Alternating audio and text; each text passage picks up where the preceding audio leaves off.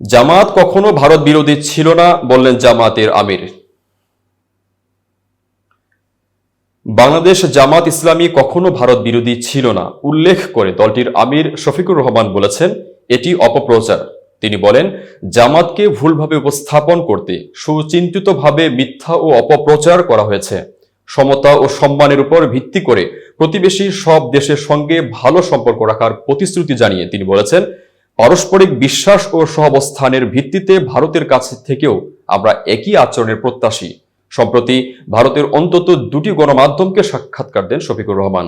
সেখানেই তিনি এসব কথা বলেন। সাক্ষাৎকারে বাংলাদেশের নির্বাচন ব্যবস্থার সংস্কার, অন্তর্বর্তী সরকারের ক্ষমতা হস্তান্তরের সময়সীমা ও বিএনপির সঙ্গে সম্পর্ক সহ নানা বিষয়ে প্রশ্ন করে ভারতীয় পত্রিকাটি।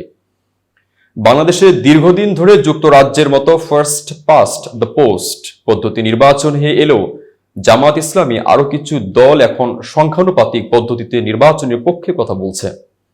এ পদ্ধতিতে কোন দল সারা দেশে যত শতাংশ ভোট পাবে, সংসদেও তারা তত শতাংশ আসন পাবে। তবে বাংলাদেশের অন্যতম প্রধান দল বিএনপি এতে আপত্তি জানাচ্ছে। বিএনপি বিশেষ করে দ্রুত নির্বাচনের দাবি জানালেও শফিকুল এই দাবির সমালোচনা করেছেন। এতক্ষণ বার্তা বৈঠকের সাথে থাকার জন্য ধন্যবাদ। নতুন নতুন তথ্য ও সংবাদ পেতে বার্তা বৈঠকের ইউটিউব চ্যানেল ও ফেসবুক পেজের সাথেই থাকুন।